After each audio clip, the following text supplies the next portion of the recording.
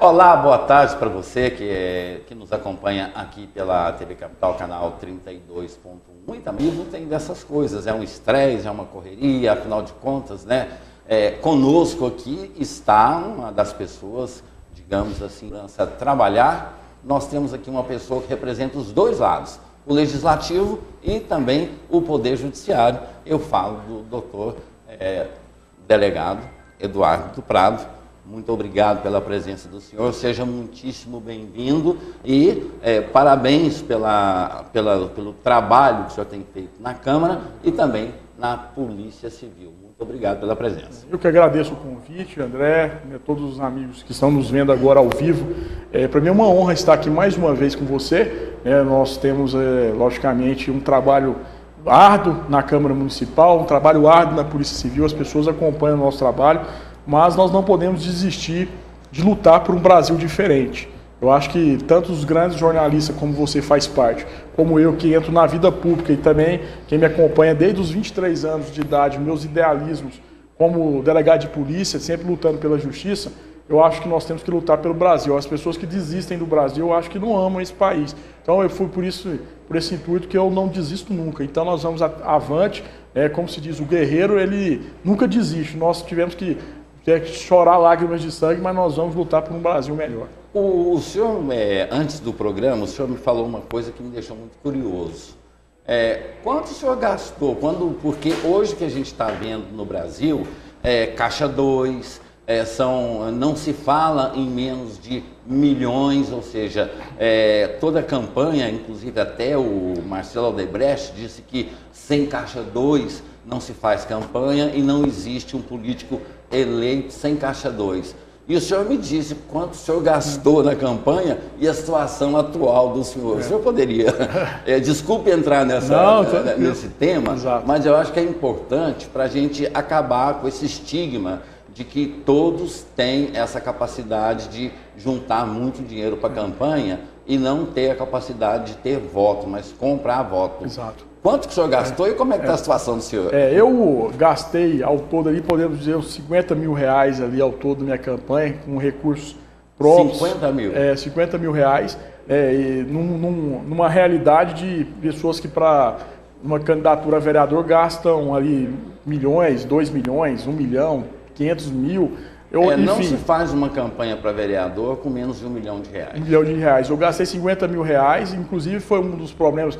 Eu até falei para o meu pai, né? Meu pai tem uma experiência na política, né? Meu pai foi vereador há muito tempo. Aí, justamente, a minha dificuldade era, inclusive, fazer material de campanha e contratar pessoas, que, logicamente, eu tinha só voluntários, na sua grande maioria, para levar meu nome para o cidadão, porque eu tinha certeza que a sociedade ela tem um carinho especial pelo trabalho que eu sempre realizei como delegado de polícia e sabe do meu compromisso com a verdade, principalmente no combate às máfias, no combate à corrupção, no combate às coisas erradas, nas investigações que eu já presidi na DENARC, na DECOM, participando do caso serial killer, enfim, trazendo segurança para a sociedade e principalmente a proteção. Então eu sabia que a sociedade tem um carinho especial e essa ânsia de mudança e transformação na política. A minha dificuldade era levar meu nome para o cidadão. Não, o nome não, o número. O número. O nome era conhecido. O nome conhecido. É um grande problema que eu acho hoje na política, digamos assim, durante um ano e pouco, você tem nome. Aí depois você passa o número. 2 meses para a eleição, você vira número. Vira número. E aí não tinha essas condições, mas graças a Deus eu consegui pelas redes sociais e também por alguns amigos, Citru. Eu coloquei ali cerca de 800 Citrus, as pessoas buscando, querendo me ajudar de forma voluntária. E nós tivemos ali 4.300 votos, o mais votado do Partido Verde. Né? E graças a Deus uma campanha vitoriosa com parcos recursos, num patamar de milhões de reais que as pessoas gastam, eu tive um gasto ali de 50 mil reais e tive que fazer inclusive um consignado para ajudar na campanha. Hoje eu tenho que exercer o plantão da delegacia de polícia, sou supervisor da Polícia Civil nas horas de folga e também o cargo de vereador, porque meu salário de vereador, na verdade, ele é comprometido com consignado. Mas é lógico que é um projeto, um macro projeto, e o salário de vereador hoje no patamar de 9 mil reais, 10 mil reais líquido, eu pago um consignado de mais ou menos 6.500, 6 mil todo mês para honrar os compromissos da campanha. O senhor mesmo financiou a campanha e não devo nada a ninguém. Talvez essa seja... talvez não, isso eu tenho certeza que é a razão pela qual eu tenho um mandato independente na Câmara e as pessoas me colocam como um dos destaques da nova geração da política de Goiás. Isso me deixa muito confortado e muito feliz, porque eu não tenho que dar satisfação para o Passo, porque eu não preciso de botar pessoas lá, cargos, porque os vereadores às vezes ficam dependendo de cargo e aí ficam na mão do prefeito. Eu tenho a minha independência, projetos positivos para a sociedade, contem comigo. Projetos negativos que vão trazer prejuízo para a sociedade, podem esquecer, porque eu vou ser uma pessoa combativa, principalmente contra esse tipo de projeto. Nós vamos entrar nesse assunto agora, mas assim, eu penso que seria muito difícil o senhor ser financiado por empresas, porque o senhor, quando era delegado, entrou contra o cartel do combustível. O senhor também fez operações em grandes estabelecimentos que estavam enganando ou fraudando, né? Então, era difícil ter um financiamento desse pessoal. Né? Exatamente. As pessoas têm um certo temor, até porque sabem da minha linha de conduta. Não, até mesmo porque, doutor, é eu que vou dizer. Muitos vereadores são eleitos com doações de determinados segmentos, setor imobiliário, setor comercial, setor isso, setor aquilo, e aí ficam dependentes desses segmentos, né, e não podem ir em defesa do cidadão, mas sim interesse de quem pagou a eleição desses vereadores. É eu que estou falando. Exato. Às vezes ficam a situação... É por isso que é muito importante você ter a sua independência, né, André? Porque aí você pode agir de acordo com as suas convicções, com os seus ideais. E quando você está, logicamente, amparado, principalmente economicamente, por segmentos, você fica amarrado a esses segmentos. É inconcebível, por exemplo, é uma questão de matemática, eu não consigo entender, por exemplo, um vereador gastar, que eu sei, logicamente questão de ética a gente não cita não, mas a pessoa gasta 2 milhões de reais numa candidatura a vereador. Exato. Se você pegar o salário de um vereador e multiplicar, por exemplo, pelos 4 anos de mandato, vai atingir ali no final, sem a pessoa gastar nada, 500 mil reais. Ou seja, a matemática não bate. Como é que a pessoa gasta 2 milhões de reais e tem um final de um mandato com 500 mil reais? Pior é uma eleição para presidente que custa na faixa de 250 milhões de reais e o salário é 33 mil. É por isso que acontecem essas coisas que nós estamos vendo no Brasil. A questão de Odebrecht, a questão da Lava Jato, essa questão de desvio de dinheiro público para bancar campanhas. Essas situações no Brasil, eu não sei qual seria a maneira mais viável, talvez um financiamento público mais controlado ou a pessoa ter um limite da questão até de publicidade nas campanhas. Faria um site, sei lá, que o político poderia, o candidato, divulgar o trabalho dele. O André vai escolher o seu deputado, o seu vereador, entrava nesse site oficial e lá tinha o currículo do vereador, ele poderia até fazer um vídeo, alguma coisa nesse sentido, e vedar essas questões de publicidade monstruosas em carro. Porque a cada eleição, nós não temos nenhuma reforma política, nós temos reformas eleitorais que a cada eleição deixa mais cara a candidatura, ou seja, já não temos mais, por exemplo, comício, não pode dar uma camiseta, showmício, não pode dar um boné, uma camiseta. Rádio, tudo, exatamente. Então, ou seja, hoje dificultam e aumentam muito o custo da campanha. Hoje dá cheque moradia, cheque reforma, outros... Mas o que acontece? A gente tem que... Eu acho que o cidadão, principalmente vocês que estão aí do outro lado, dos eleitores, tem que perceber que não adianta nós abandonarmos a vida política, né? Já diziam os grandes pensadores que a pessoa que não escolhe o bom administrador vai ser administrado pelos maus. Então nós temos que fazer a gestão do pensamento, a gestão de escolha, principalmente nas eleições, escolher pessoas que já mostraram serviço, que têm um compromisso com a verdade. Porque, infelizmente, eu acompanhei nessa candidatura a vereador e observava com tristeza, em alguns locais, as pessoas que iam... E às vezes pedir o apoio, a pessoa fala, não, doutor, eu não posso, porque o fulano de tal me deu um cheque reforma. E aí eu comprometi aqui 50 votos para ele em troca do cheque reforma. Ou a outra pessoa que eu ia e falava assim, não, eu ganhei um tanque de combustível. Primeiro que era crime eleitoral e a pessoa estava, na verdade, vendendo o voto dela. Né? Às vezes nem sabe se a pessoa presta, quem que é. Então, o cidadão ele tem que passar a ter consciência, né, agora, principalmente. Ele, ao vender ao voto, ele começa o processo de corrupção. Lógico que esse dinheiro que está sendo comprado o voto da pessoa, logicamente não sai do bolso do político. Não. E aí vai pegar o seu salário para dar 50, 100 reais. Esse dinheiro, logicamente, vem de origens ilícitas e corruptas. Então, por essa razão, é que nós temos que ter uma consciência maior em tudo que nós estamos vendo. Vocês que estão acompanhando todos os problemas do Brasil, né? Essa questão da Lava Jato, essas prisões. Se você pegar, por exemplo, a questão do presídio que está explodindo nesse momento aqui em Goiânia. As verbas não vêm justamente porque, se você for pegar a origem, tem desvio de dinheiro, tem problemas, a União não investe da maneira que teria que investir, o Estado, enfim, tudo acaba atingindo o cidadão. Então, no momento que você vende o seu voto, na verdade você está apunhalando você mesmo, né? Colaborando com ações porque esse dinheiro ele vai ser cobrado depois. Com certeza.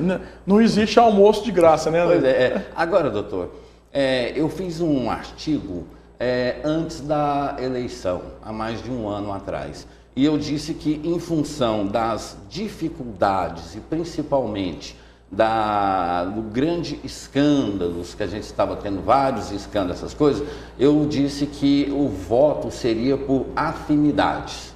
E aí houve essa renovação na Câmara, né? Pela primeira vez, uma renovação muito grande. E grande parte inclusive coloco o senhor nessa situação, foi eleito por afinidade, ou seja, o eleitor ele tinha esse contato, mas tinha também o que vendia. O senhor tem esse mesmo pensamento que eu, não digo todos, mas grande parte da renovação, ela veio pelo voto da afinidade? Com certeza, pelo voto da afinidade, principalmente do reconhecimento. Isso aí demonstra, logicamente você é um jornalista muito inteligente, André, você já indicou quais são os parâmetros que o Brasil tende a seguir. Eu acredito que a renovação é justamente isso. A sociedade começou a vislumbrar, no momento de crise, que na verdade você tem que escolher pessoas que já prestaram serviço e que geraram essa situação que você diz, afinidade, que nada mais é do que a relação de presteza, confiança, credibilidade de uma pessoa que se predispõe a trabalhar pelo próximo, no caso político, pelo cidadão, em relação a ele também de confiabilidade. Então isso aí, essa relação que você diz aí, de confiança, essa relação positiva para a política. Foi constatada não só na Câmara Municipal de Goiânia, mas em várias câmaras municipais, e em razão disso, hoje, você pode fazer uma pesquisa que os nomes mais lembrados para renovar Câmara Federal e Câmara dos Deputados em Goiás e no Brasil todo são vereadores. Por quê? Porque a eleição passada foi a questão de renovação. E surgem os novos nomes que se destacam para dar uma mudada nesse cenário de política, para voltar a essa questão de que você diz aí de afinidade. Porque antigamente, infelizmente, você tinha compra de voto, que agora as pessoas estão mais conscientes. As pessoas pensavam que os políticos, parte dos políticos eram honestos, né? E aí mostrou-se o outro lado. O outro lado. E a população está vendo pessoas que não precisam de política para fazerem sua vida. Por exemplo, eu sou delegado de polícia desde os meus 23 anos de idade. Meu salário de delegado é muito maior que de um vereador de Goiânia. Trabalho com amor pela minha profissão. Fui convidado por jovens cientistas políticos que foram até a delegacia mostrar uma pesquisa que colocava meu nome entre os mais lembrados para a renovação da política de Goiás. Para mim foi fácil aceitar entrar? Não. Conversei com meu pai, conversei com a minha mãe, conversei com a minha família, conversei com meus amigos, conversei com esses jovens que foram na DECOM mais de 5 vezes conversar comigo. Doutor, nós precisamos de você. Coloquei meu nome à disposição. E você vê que no cenário político, pessoas que não precisam da política como profissão, porque você tem profissionais políticos que estão aí há 40 anos. Política também é uma profissão. E o cara pega aquilo ali para se sustentar e mais, ficar rico. Então as pessoas colocaram, você pode ver, empresários, João Dória, não sei quem, pessoas que já estão estabilizadas, vamos assim dizer, profissionalmente, e aí elas colocam essas pessoas como esperança de entrarem na política para fazer a política como uma arte. A arte da política, principalmente a arte de ajudar o cidadão e gerir a sociedade, né, de uma forma honesta. Então, por isso que você vê nomes fora desse cenário tradicional, né, de política, que a gente vê, aquela tradição de políticos profissionais, e você vê nomes que não estão segmentados, enraizados na política, que são alternativas e são nomes que vêm se destacando hoje no cenário. É só fazer um lembrete aqui, né? Nós estamos ao vivo aqui pela TV Capital, canal 32.1, NET, canal 23, e essa entrevista será reapresentada, será reexibida no domingo às 8 da noite. Então, para você que está nos assistindo, né, e quem tem alguém que você queira que acompanhe essa entrevista, mas no momento não pode, no domingo também pode rever essa entrevista. Doutor Eduardo do Prado, delegado e também vereador pelo PV. Doutor, o senhor já foi assediado por algum segmento para votar a favor de algum projeto de interesses, digamos assim, particulares Eu acho que as pessoas têm um certo receio da minha... Eu já até ouvi de alguns colegas que as pessoas têm receio de mim. Eu acho que justamente pela minha posição firme no combate à máfia, e sabem da minha atuação, principalmente da maneira que eu trabalho. Eu não aceito conversa torta comigo. Né? Na minha profissão, todos sabem que eu sempre combati a máfia, eu sempre combati as coisas erradas. Então, eles têm receio de chegar até mim, e, logicamente, nunca chegaram, né? Nunca vieram de forma nem direta a conversar comigo. Eu acredito que é justamente pela posição firme que eu tenho, né, de saber que comigo conversa torta não tem vez. Às vezes tem a vez da algema, porque se vier conversar coisa errada comigo, as coisas não vão se dar bem para a pessoa, né? Até porque está conversando, além de um político, está conversando com um delegado de polícia que atua como delegado de polícia também. E tem essa prerrogativa, né? De com certeza. Prender, né? Se tiver uma situação flagrante, a pessoa vier conversar coisa errada, já sabe que pode esperar, né, André? Agora, doutor, o senhor falou muito sobre essa questão da esperança. O nome do senhor está sendo muito cogitado para deputado estadual, até deputado federal, ou seja, há uma esperança de que o país um dia vai ser parecido com aquilo que a gente queria. Mas eu pergunto para o senhor, hoje, a situação que a gente está vivendo no Brasil, o caso, por exemplo, essa semana agora, a ministra do Trabalho, ela 2 ações trabalhistas. Todo mundo que exerce um cargo de destaque acaba tendo algum tipo de complicação. A gente está vendo aí os nossos grandes políticos, presidente do Senado, presidente da República, presidente da Câmara Federal, senadores, deputados federais, ou seja, a grande maioria, mais de 180 políticos estão no Supremo Tribunal Federal. A polícia está fazendo o trabalho da Operação Lava Jato. Exato. Vai entregar o Brasil para quem? Se o que se mostra agora, quem comanda ou quem comandava o Brasil tem algum tipo de, digamos assim, algum tipo de suspeita, tem algum tipo de envolvimento em coisas irregulares. Para quem que a gente vai entregar o Brasil depois que a gente conseguir, pelo menos, minimizar essa roubalheira no Brasil? Entrega para quem? É justamente por isso, André, que essa sua situação que você falou de forma brilhante no seu artigo, ela vem à tona agora, nesse momento. Não é à toa que o meu nome é lembrado para deputado federal, para deputado estadual, até para chapas majoritárias, né? Outros nomes também de pessoas que estão se destacando entre os novatos para essa questão da renovação, porque a polícia vem fazendo a sua parte.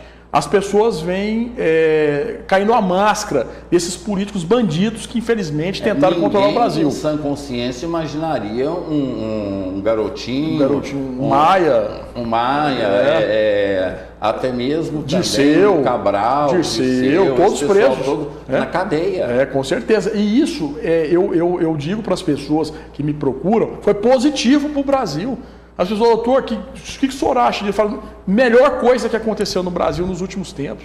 Porque nós mostramos para a sociedade quem é realmente a cara dos políticos bandidos. E tem muitos ainda. Tem muitos corruptos ainda que nós temos que extirpar da política. Literalmente extirpar e, se possível, botar atrás das grades, junto com os principais traficantes e bandidos. Porque são bandidos igual um traficante que eu já aprendi, igual o serial killer que nós pegamos, igual os grandes estupradores que eu já aprendi que pegaram crianças. São bandidos iguais, porque no momento que eles roubam da sociedade, eles estão tirando ali investimento na saúde. E é por isso que nós estamos com essa saúde lastimável. Que meu telefone toca de segundo em segundo, de pessoas, doutor, precisando de uma UTI, uma vaga na UTI, o que eu faço? Estou desesperado, meu pai está morrendo. É isso que a gente vive, principalmente eu como delegado vereador, vivencio isso toda hora. Aí, doutor, aí vem essa questão. O vereador, ele é eleito para fazer leis, projetos. Exato. Projetos. E não para fazer assistencialismo. Só que o Poder Executivo, ele não atende à demanda, e aí o cidadão, ele recorre ao vereador. Exato. Como se fosse um despachante um representante, quando na realidade a função do vereador não é essa, mas pelo Executivo não fazer a sua parte, aí o vereador tem que acabar fazendo isso. E o senhor cobra isso do prefeito? Com certeza. É isso que o vereador é aquele que está diretamente ligado à sociedade de uma forma mais presencial. É aquele que o cidadão puxa pelo braço. Fala, eu estou precisando. E, logicamente, a ineficácia, né, a ausência do poder executivo, principalmente na área da saúde, transporte, educação, acaba resvalando ali no legislativo, que é cobrado constantemente. Nosso papel é legislar e fiscalizar. Então nós estamos constantemente, eu já participei da CEI da SMT, fui relator, indicei lá mais de 17 servidores por corrupção, né, por desvio de dinheiro daquela pasta. Na saúde, foi feito um convite especial para mim pelo presidente lá da CEI, para que eu participasse. Nós estamos fiscalizando e cobrando constantemente em plenário, documento, encaminhando ao Ministério Público, enfim, para ver se tomam uma guinada do Poder Executivo nessa relação toda aí. Então é justamente isso que a gente tem que fazer. E a gente é cobrado constantemente. E as pessoas às vezes confundem a atuação de um vereador e de um prefeito e não sabe às vezes que quem tem que gerir, inclusive, a saúde, educação, né, cultura, enfim, é o prefeito de Goiânia. E aí o vereador é cobrado, mas nós, logicamente, nós temos que ser cobrados para a gente fazer esse elo do cidadão com o prefeito. É o que a gente está fazendo de uma forma muito contundente lá na Câmara Municipal. E essa cobrança e essa luta nossa, principalmente para as pessoas independentes, que não precisam, logicamente, de cargo e têm a independência de chegar no prefeito e falar a verdade, é que dá essa credibilidade e por isso que é a esperança dessas pessoas entrarem no lugar dos maus políticos. Por isso que está essa reviravolta aí, e eu acho que ano que vem, nós vamos conversar daqui a pouco sobre isso, ano que vem eu acho que a Assembleia, a Câmara Federal, o Senado, estou falando no contexto brasileiro, eu acho que vai ser uma renovação maior do que a que teve na eleição passada. O senhor representa também essa área de segurança por ser delegado. Exato. Na última eleição para deputado, o mais votado deputado estadual e o mais votado deputado federal eram pessoas que defendiam a bandeira da segurança. Exato. Nada fizeram. O senhor, dentro desse trabalho, como é que o senhor vê a possibilidade de um membro do legislativo criar leis ou cobrar, na condição de delegado, cobrar do governador, e na condição de vereador, cobrar do prefeito, porque o Iris Rezende tirou a Guarda Municipal da rua. Exato. Então, ou seja, Qual que é a opinião do senhor sobre essa? Quando a sociedade está gritando por segurança, por apoio ou até mesmo por algum tipo de proteção, a gente está tendo que uma inversão, ou seja, policiais estão se aposentando, estão sendo mortos e nada se faz para que se combata essa questão do crime. O problema eu sempre costumo dizer que vocês nunca vão ouvir da minha boca, eu acho que talvez por isso que alguns políticos que se elegeram com esse tema segurança pública hoje estão desacreditados, porque vocês nunca vão ouvir da minha boca dizer que eu vou resolver o problema de segurança pública. Me fizeram essas perguntas quando eu fui eleito. A campanha para prefeito foi baseada nisso e não cumpriram. Né? Até mesmo porque era um absurdo, porque o município ele não tem condições de exercer poder de segurança pública. É questão do Estado. Do Estado. E outra coisa, o problema é justamente isso. Eu costumo dizer que eu, como legislador, o problema de segurança pública ele é um problema sistêmico, generalizado, que vem ao longo dos tempos por falta de investimento na área de segurança pública, por falta de investimento na educação. Hoje você vê adolescentes que a faixa etária de 9, André, 10 anos, até 14, 15, é onde eles são captados para o crime. E eu vejo com mais realidade agora, como vereador, a dificuldade que é para você arrumar um CIMEI, você arrumar uma vaga numa escola para uma criança e para um adolescente aqui no estado de Goiás, em qualquer lugar. Eu fui abordado por um jardineiro ali fora.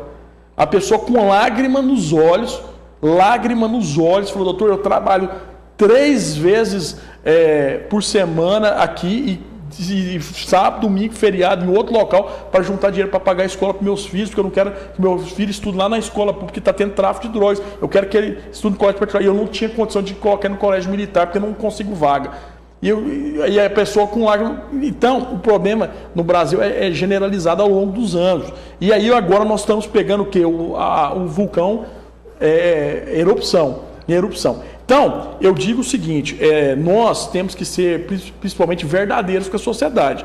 Nós não podemos dizer que nós vamos resolver o problema de segurança pública. Agora, amenizar sim com experiência. Agora nós precisamos, igual você disse, uma pessoa que entra como vereador, deputado estadual, federal que seja, principalmente da área de segurança pública, ele tem que ter credibilidade e dizer a verdade. Nós vamos contribuir, principalmente juntar grupos para mudar leis que são falhas, que há muitas leis que infelizmente beneficiam sim o criminoso, mas principalmente lutar em cobrança com o Poder Executivo, que é o que tem o dinheiro, e você só faz segurança pública com dinheiro, a verdade é essa. Se você não mudar o sistema prisional brasileiro, o que nós estamos vendo aqui agora é uma situação que já havia muito tempo já sendo... No Brasil inteiro, ou seja, ao contrário, muita gente falou que a rebelião se deu por falta de condições humanas. Não, na realidade, são 2 facções, o Comando Vermelho e o PCC, que disputam o poder do sistema carcerário, já que o Estado não fez a parte dele e hoje as facções tomam conta do Brasil todo. E eu costumo dizer, sempre digo nas minhas palestras, André, e nas minhas entrevistas, que se nós não mudarmos o sistema prisional, que seja os governadores unidos, conversar com o presidente da República e transformar o sistema prisional, nem que construa de novo 10, 12 presídios, por exemplo, no estado de Goiás, regionais, você até selecionar presos por crimes, furto, roubo, mais perigosos aqui nessa presídio,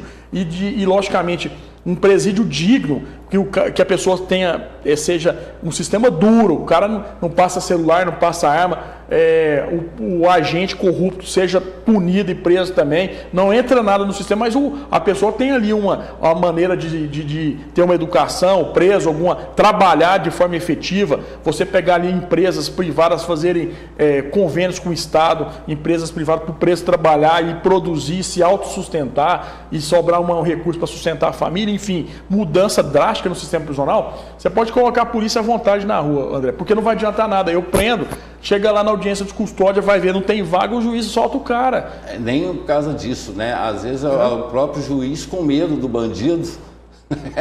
Difícil, né? Mas eu tenho que fazer um intervalo comercial e eu vou deixar aqui 2 questões para a gente abordar logo depois do intervalo. A sociedade, ela pede prisão perpétua e pena de morte para pessoas que cometem alguns tipos de crimes, né, considerados hediondos e outros mais. A opinião do Dr. Eduardo do Prado sobre isso, e também agora falaremos também sobre o trabalho que ele tem feito lá na Câmara Municipal de Goiânia, né, um belo trabalho. Eu sempre falo que a Câmara Municipal de Goiânia funciona muito bem com 7 ou 8 vereadores, o senhor é um desses. São assuntos que a gente aborda logo depois do intervalo. Um instante só, a gente está de volta.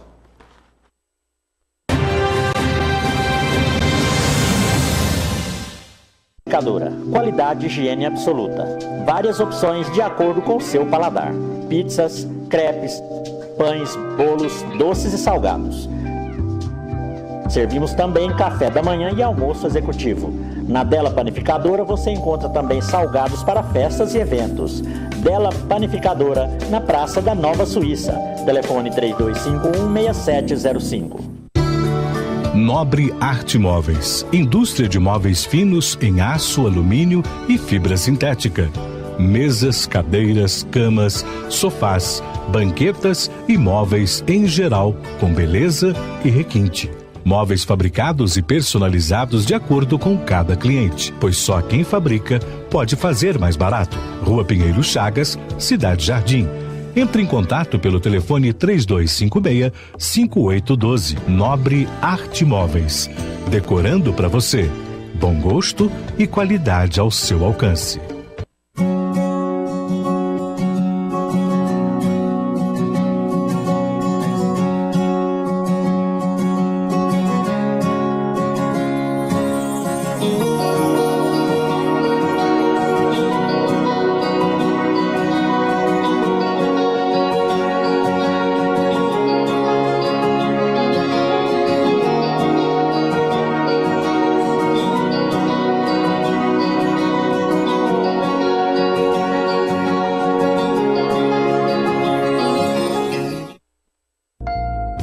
O seu almoço te espera no Seleto Restaurante. Ampla variedade em pratos típicos da culinária brasileira. Ambiente familiar e espaçoso. Reúna sua família ou traga os amigos para o melhor almoço de Goiânia no Seleto Restaurante. Se preferir, conte com o nosso teleentrega ligando para 3255-3231. Aberto de segunda a sábado, das 11 às 14h30. Seleto Restaurante, porque o seu paladar merece o melhor.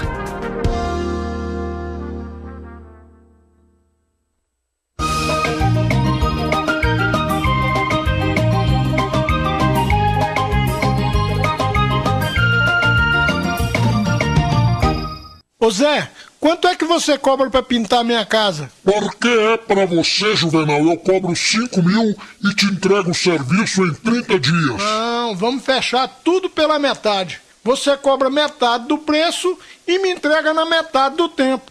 Ok, Juvenal, tudo bem. Qual a metade da casa que você quer que eu pinta, de fora ou de dentro? Vou te bater uma real.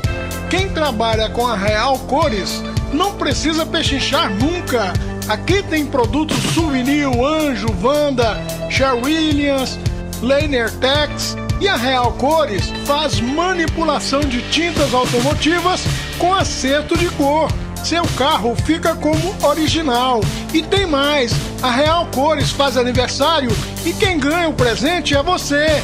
Comprando aqui, você concorre a vários prêmios que serão sorteados no dia 21/1/2017. E a Real Cores fica aqui, na Avenida T9, 3149, no Jardim América, em Goiânia, Goiás, ao lado do Correio. Fone 62 3088 2828. Venha tomar um cafezinho ou um suco com a gente e confira. Traga seu orçamento e cobrimos a oferta. É só falar com o Deusimar.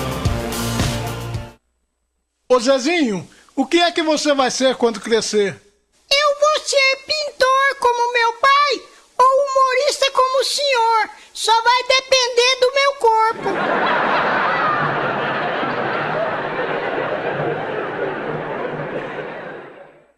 Real Cores, a cor perfeita.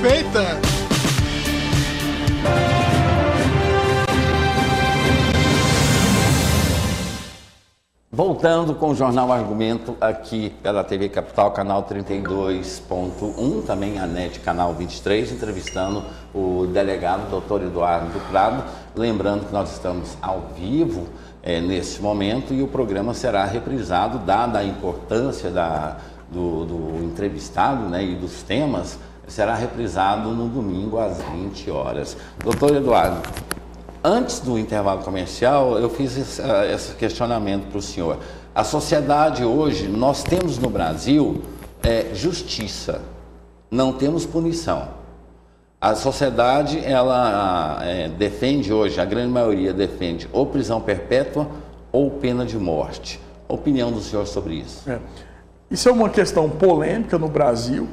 Nós temos que observar que na atual conjuntura brasileira, principalmente o artigo 60 da Constituição, ele prevê algumas cláusulas pétreas, entre as garantias individuais e coletivas, né? A questão de não haver possibilidade, por exemplo, de pena de morte no Brasil. Para que aconteça, tem que ter uma nova Constituição, e novo poder constituinte originário, na verdade, para uma nova Constituição, até porque é só no caso de estado de guerra que há exceção da pena de morte no Brasil, e é justamente por isso que nós ficamos assim,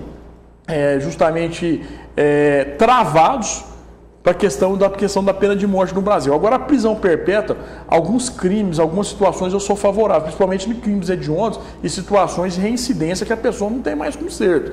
Você pega aí, por exemplo, um serial killer, um Tiago Henrique Gomes da Rocha, que você sabe que eu participei diretamente da investigação, e eu tenho convicção, até porque estudei a mente humana para chegar naquele indivíduo, juntamente com nossa força-tarefa, analisando aquela situação toda de um indivíduo que não tem amor próprio, não tem amor por ninguém e comete crime por prazer. Um indivíduo desse tem recuperação? Não. Inclusive já é definido por lei que é um psicopata e não tem recuperação. Esse indivíduo, ao meu ver, por exemplo, é um caso de prisão perpétua. Não tem como um indivíduo desse estar em sociedade. Há outros indivíduos aí que estupram 10, 15 mulheres. Como é que um indivíduo desse, André, pode voltar para a sociedade? Ele vai ficar só 30 anos preso pela Constituição. Essa que é a grande questão, doutor. O nosso Código Penal é de 1945. Naquela época, a expectativa de vida do cidadão era de 40 anos, 42 anos. Exatamente. Então, ou seja, a maioridade era aos 21 anos. Então, se a pessoa fosse condenada aos 21 anos a ficar 30 anos preso, daria 51 anos, ou seja, a pessoa morreria na prisão.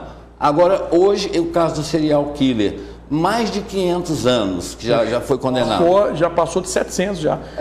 Na última entrevista que eu dei pro Câmara Record do Domingos Meirelles, esteve aqui comigo em Goiânia, ele já estava, acho que 700 anos já, viu? Pois mas só vai cumprir 30 anos. E isso, assim, dependendo de algumas situações, bom comportamento, exatamente, não sei mais o que, pode ter aquelas saídas de não sei o que, saída disso, saída daquilo.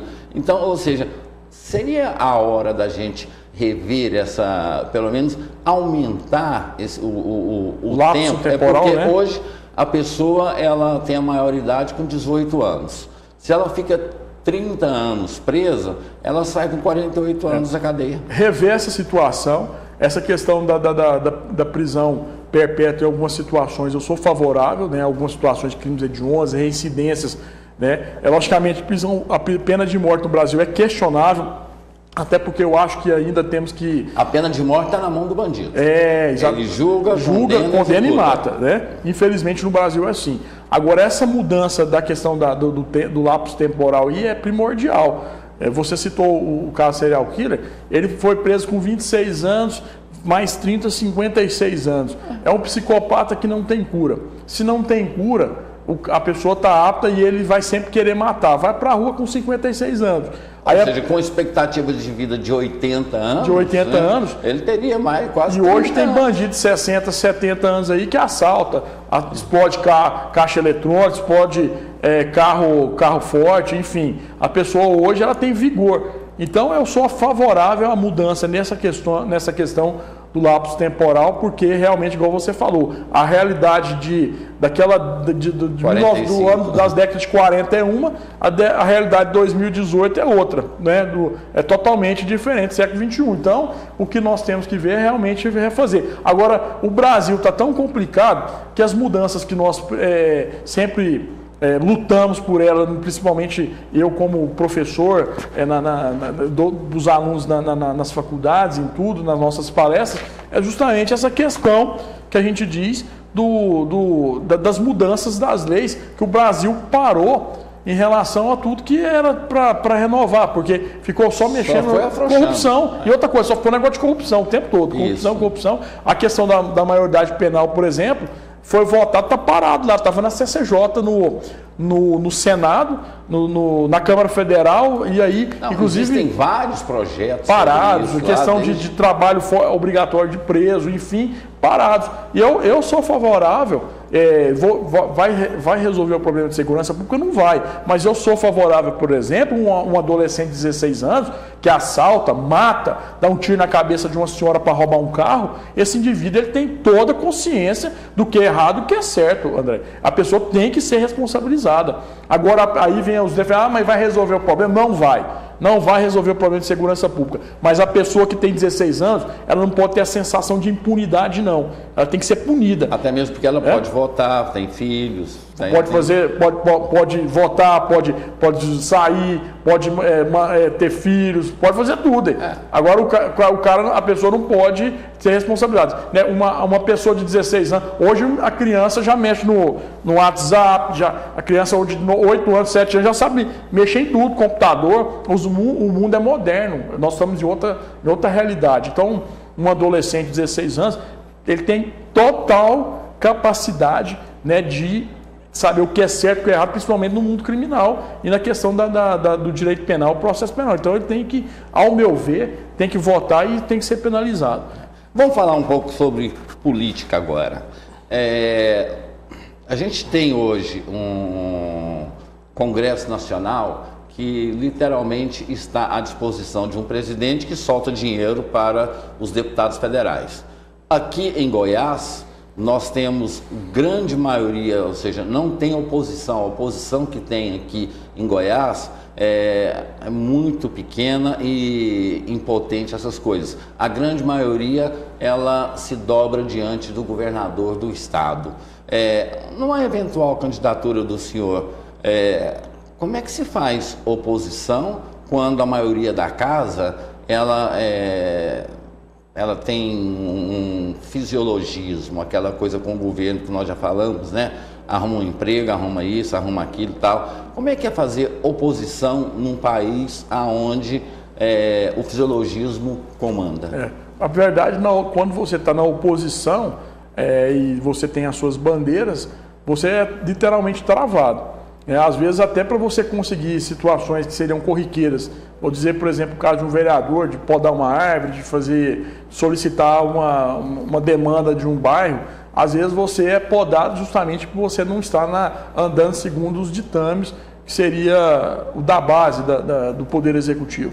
Então, é por isso que na Câmara Federal, na Assembleia, o Poder Executivo exerce justamente essa influência, que vamos dizer, uma barganha mesmo, né, de cargos, de apoios, de estrutura. E aí o político, o deputado federal, estadual que seja, que tem essa situação, geralmente é o cara que sobressai nas eleições.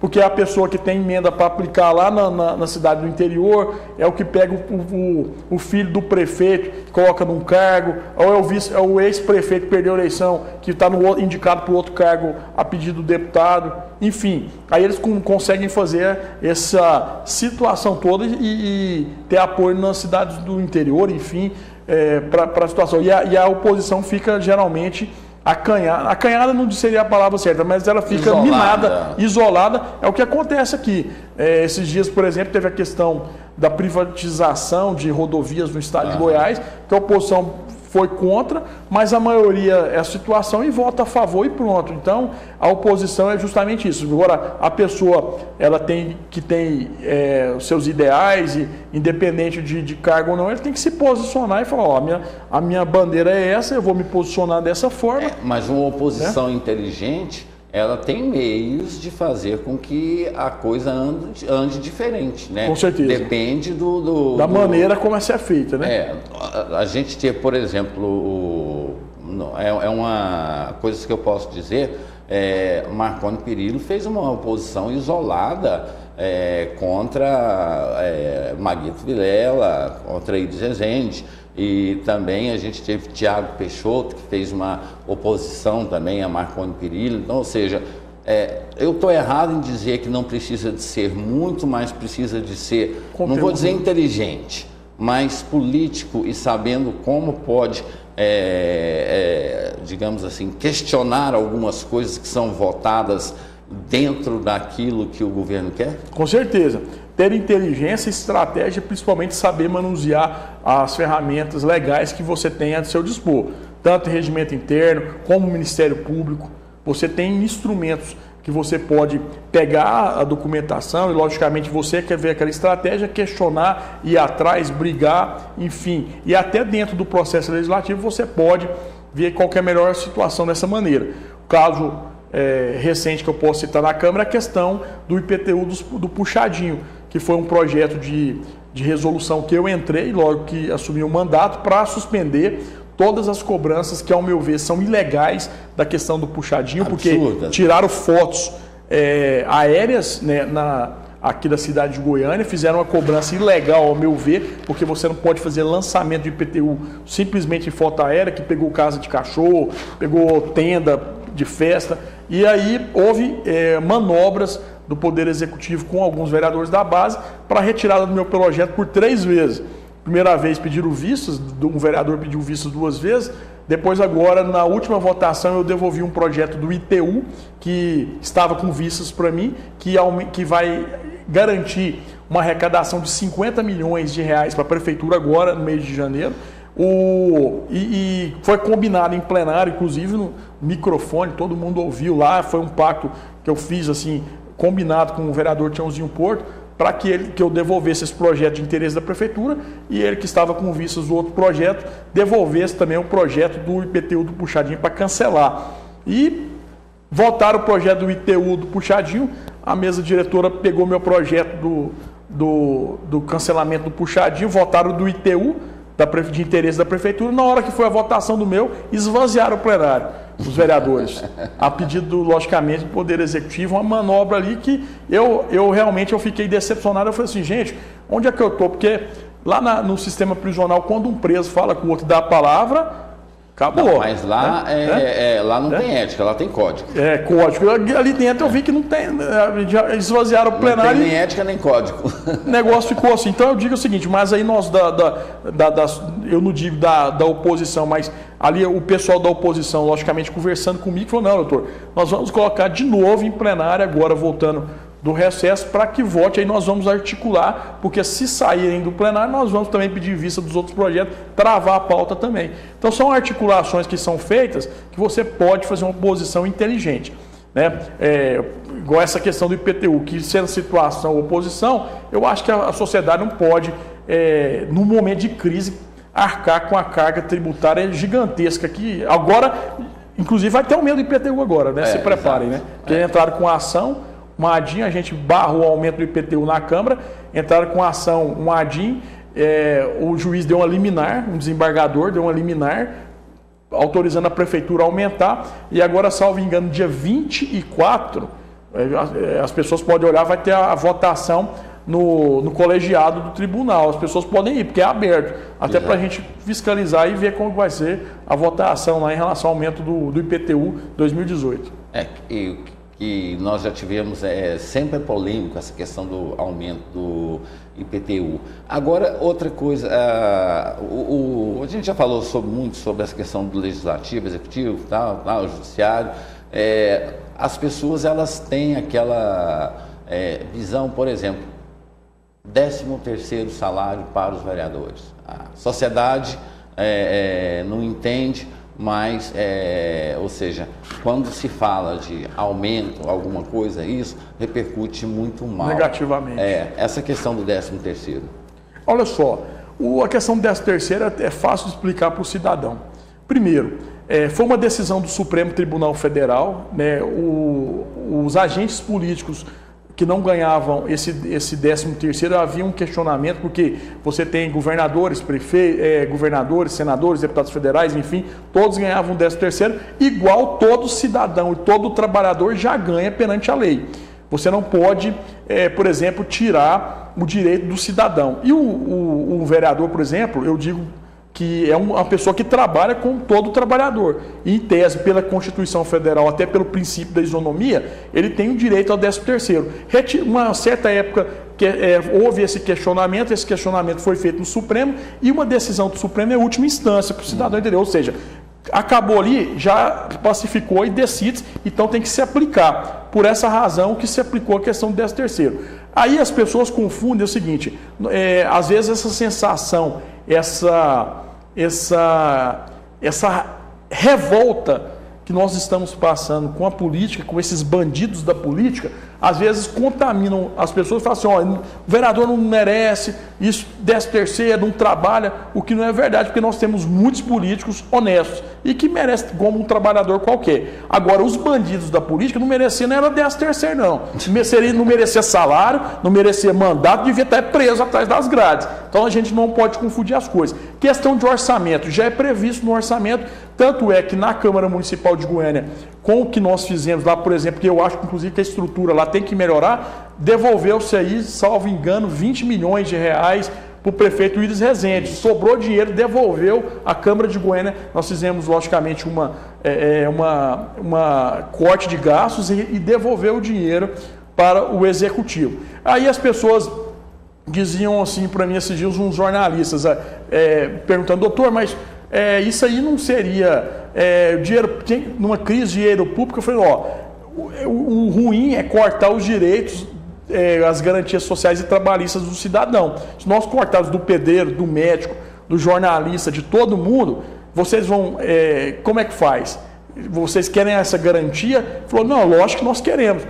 Da mesma maneira que os agentes políticos que foram considerados trabalhadores, como todos os trabalhadores brasileiros. Era uma classe que não era provida. Então tinha os outros providos, senadores, deputados, e houve essa decisão do Supremo que teve que ser aplicada. E vereador é vereador 24 horas por dia. E foi determinado. E aí é uma realidade que foi determinada pelo Supremo, não vai ter gastos a mais, até porque já é previsto, logicamente, no orçamento, tanto é que tem devolução de recursos. Então eu acho assim que eu sempre expliquei isso para a sociedade de uma forma muito transparente, não vejo isso como um aumento de salário, mas como uma garantia que ela era questionável um certo tempo, e o Supremo decidiu e botou uma decisão, como se diz, já não tem recurso mais, e falou, as câmaras têm que cumprir isso aí, porque o vereador, igual o médico, igual o pedreiro, igual o frentista, igual o jornalista, igual as pessoas que trabalham no dia a dia têm direito. Nós não podemos tirar o direito de vocês têm que ter esse direito. Então, eu acredito que isso é salutar. Agora, mais uma vez, o político bandido, que as pessoas ficam revoltadas, e eu também revoltado com o político bandido, não tiver 13º, salário, não devia ter nem mandato. E o cidadão tem que cortar e botar essas pessoas aí fora de mandato e devolver o dinheiro. Devolver o dinheiro para o cidadão com juros e correção monetária. A gente ainda tem mais 5 minutos de tempo no programa, passa muito rápido quando a entrevista é boa. Obrigado. Uma avaliação do senhor na condição de cidadão e de vereador da administração Willis Rezende Machado. Eu dou uma nota 5 para o prefeito Willis Rezende. Isso tudo? Talvez até eu fui até bonzinho, né? Talvez uma nota 4, né? Pelo espírito natalino que passou recentemente, mas de qualquer forma o prefeito Willis ele deixou a desejar nesse primeiro ano de mandato.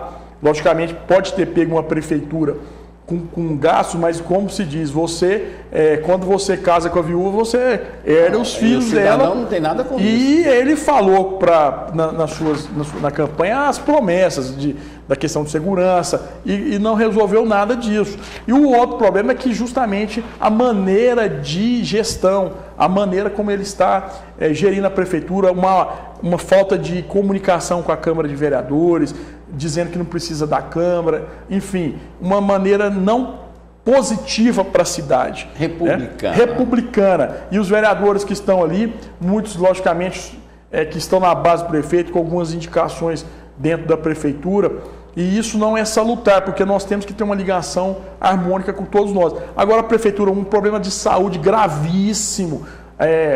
Uma secretária... Nós fizemos matérias aqui, falta insulina nos postos. Eu tenho muita ligação com os diabéticos, eu faço parte de um grupo, até meu pai também ele tem problema de diabetes. Eu tenho uma ligação muito estreita com um grupo de diabéticos, com a Luzia, que é a representante deles. Falta insulina, falta fita, falta bomba, falta tudo. E eu já fui 5 vezes. Isso são coisas baratas que a gente está falando. Eu fui 5 vezes na Secretaria da Saúde com esse pessoal. Sempre a promessa não vai faltar, e falta. Eu morava, minha avó mora ainda ali no setor dos funcionários, então ali no CAIS ali não tem médico. Eu estive lá umas 3 vezes fiscalizando, fechado, não tem pediatra, não tem médico, nem nada. Não, nós tivemos, por exemplo, no período de festas, o plantão de Natal, por exemplo, tivemos só um pediatra para atender toda Goiânia. Toda Goiânia. É um absurdo, né? Você não tem médico, você não tem remédio. A questão da CEI da saúde, nós observamos a questão da odontologia, a pessoa chegou a tirar dente com alicate, né? Aquela senhora. Então é uma situação deplorável. Na área de educação, muitas crianças sem vaga nas escolas, no CEMEIs, enfim, infelizmente aquela pesquisa, inclusive, que foi feita no jornal Argumento, né? Que a avaliação do prefeito de 1.200 pessoas, salvo engano, que foram entrevistadas, a avaliação foi a pior de todos os tempos, parece, não foi isso? Inclusive, pior do que a pesquisa que fizemos na administração Paulo Garcia. Que para muita gente foi um dos piores prefeitos, né, gestores. E essa administração agora também foi muito mal avaliada em todos os aspectos. BRT parado, lixo na cidade. E eu vou falar uma coisa para você, se nós não tivéssemos vereadores combativos ali, BRT, fui em Brasília, conversei com o ministro Alexandre Baldi, o ministro veio aqui no prefeito Willis Rezende, pessoalmente fui no ministro Alexandre Baldi, tive aqui com os vereadores na CGU, na Caixa, fiscalizando, cobrando, rede social, saúde, batendo, fiscalizando, indo nos hospitais, cobrando. Se nós não tivermos esse grupo de vereadores, que ali tem uns 6, 7, que são... que estão batendo firme mesmo, atuantes ali na fiscalização principalmente na cobrança do prefeito, a situação era pior, porque as coisas iam estar mais paradas. Agora, eu espero que agora nesse ano de 2018, isso que eu ia perguntar para o senhor agora. Nós temos mais 1 minuto, certo. E nesse 1 minuto eu queria que o senhor me dissesse, o cidadão, ele pode ficar esperançoso, ele pode ficar preocupado, o que o senhor projeta esse ano agora que está começando? Eu falo para o cidadão que pode ter esperança, sim, nós vamos estar atuando na Câmara Municipal de Goiânia, fiscalizando, e eu tenho esperança que esse primeiro momento de crise, que o prefeito agora faça uma reformulação administrativa. Eu tenho informações que vai ser realizada uma mudança administrativa, porque ali também nós temos secretários ruins, maus gestores também, que tem que renovar. E a esperança é justamente essa, a informação que vai ter uma mudança administrativa e principalmente nós vamos estar cobrando com mais veemência e mais coragem para que o cidadão seja respeitado e que o seu tributo seja gasto de forma digna. Tem pelo menos uma melhora em relação à saúde, educação, enfim, ao que o cidadão tem direito pela Constituição Federal. Ok. Doutor Eduardo, muito obrigado pela vinda, muito obrigado. Eu sei que o senhor tinha vários compromissos, mas felizmente, né, nos deu a alegria, a honra de conversar com o senhor aqui nesse período. Agradecemos muito e o nosso desejo, eu não vou desejar sucesso porque é redundância. Vamos desejar que o senhor continue esse trabalho que o senhor tem feito. Obrigado, muito obrigado pela presença e vamos marcar uma nova entrevista, uma nova aula. Obrigado. Eu que agradeço a todo cidadão, ao André Max, um jornalista que eu respeito, Jornal Argumento, né, da TV Capital. Vocês fazem um jornalismo diferente, a gente sente a vontade de falar, expor os pensamentos. O cidadão que está do outro lado, continue com a esperança de transformar o Brasil, né, sempre acompanhe os políticos que vocês votarem, cobrem dos políticos, porque nós temos que transformar essa realidade no Brasil. Não vamos perder a esperança de um Brasil melhor. Eu tenho certeza que o cidadão está conscientizando, você conscientiza na hora de votar, eleição de 2018, todas as eleições para frente, e principalmente vote e cobre, porque a pessoa que está lá é representante, o mandato de quem está lá é de vocês, não é dele não. Então por isso vocês têm o direito e o dever de cobrar para que a gente possa juntos transformar a realidade desse Brasil. Ok, muito obrigado a todos vocês que nos acompanharam, nosso muito obrigado, fiquem todos com Deus e até amanhã.